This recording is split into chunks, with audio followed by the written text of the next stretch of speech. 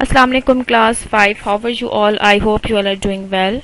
Students, today is your lecture number 10 of science. Today is Tuesday 18/5/2021. Students, in the previous lecture we have learned about the properties of light, in which we have learned about the shadow and the reflection. Today our topics are eclipse formation, solar Eclipse and the lunar Eclipse. आपने गिरहन का नाम तो सुना होगा ना, कि चांद गिरहन और सूरज गिरहन। तो हम देखते हैं कि ये गिरहन जो है वो क्या होता है। ठीक है, अब मून जो है वो है non luminous object. Non luminous means जिसकी अपनी रोशनी नहीं होती, और वो रोशनी लेता है कहाँ से? सन से, सूरज से।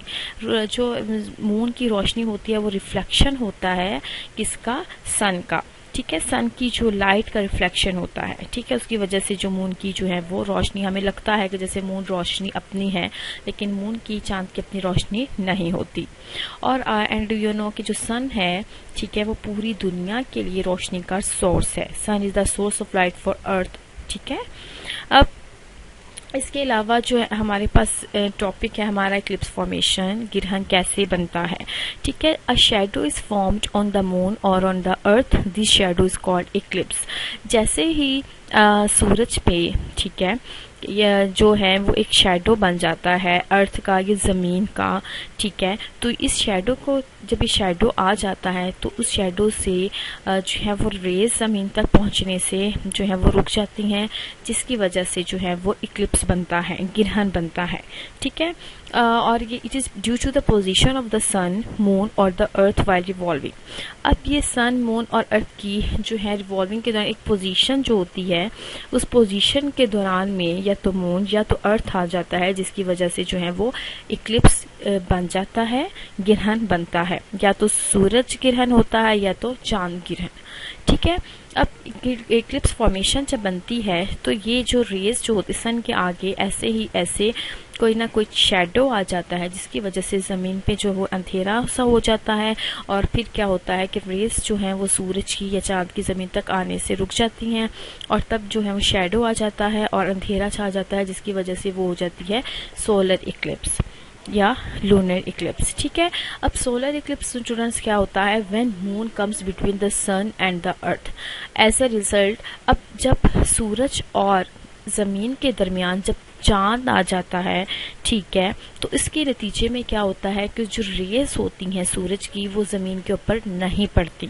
ठीक है, इसके दौरान हमने अक्सर लास्ट टाइम आया था कुछ, मुझे एग्जैक्ट डेट याद नहीं है, तो उसके सुबह मॉर्निंग में 9 और 10 ओ क्लॉक के AM के दौरान जब हुआ था सोलर इक्लिप्स, तो क्या हुआ था कि जो पूरा जो है वो हमारा अर्थ जो है वो क्या हुआ था, उसमें अंधेरा अंधेरा छा जाता है जिस साइड पे वो होता है। ठीक है, तो उसकी वजह से हमें पता चलता है कि वो रेस जो होती हैं वो ज़मीन पर डायरेक्ट, वो रेस जो है वो ज़मीन तक नहीं पड़ती। ठीक है, जिसकी वजह से वो इक्लिप्स बनता है।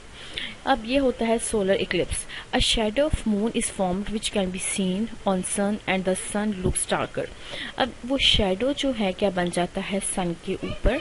ठीक है, एक सन के ऊपर एक शैडो बन जाता है, जिसकी वजह से एक शैडो बन जाता है सन के ऊपर, जिसकी वजह से एक शैडो बन जाता है सूरज पे, और उसकी वजह से जो है वो सूरज जो है वो डार्क हो जाता है। क्लियर?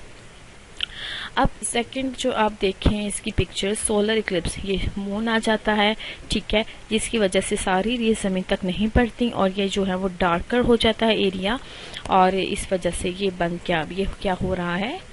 Solar Eclipse.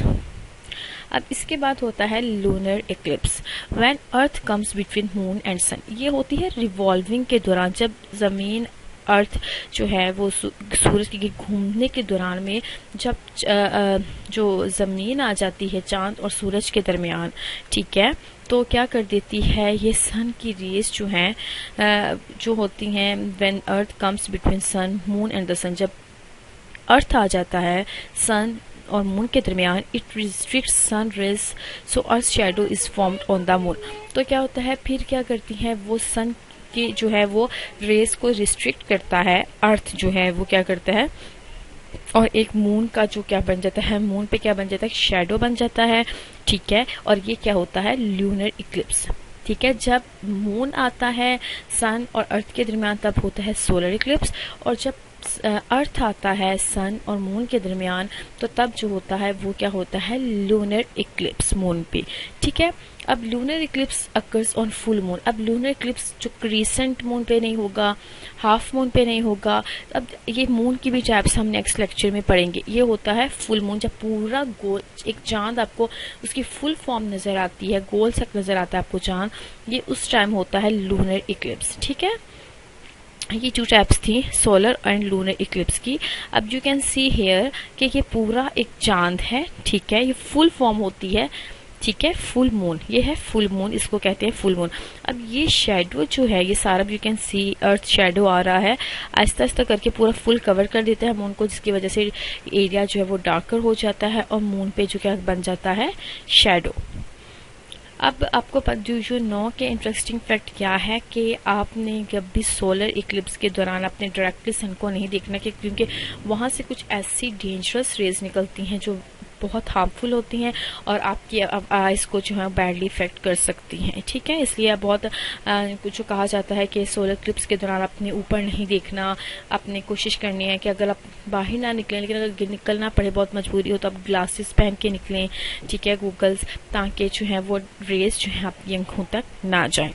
ठीक है स्टूडेंट्स, ये हमारा लेक्चर था और आपकी डायरी है कि आपने सोलर इक्लिप्स को ड्रॉ करना है और अपने पेज 47 एंड 48 को लर्न करना है। Okay students, take care. Allah Hafiz.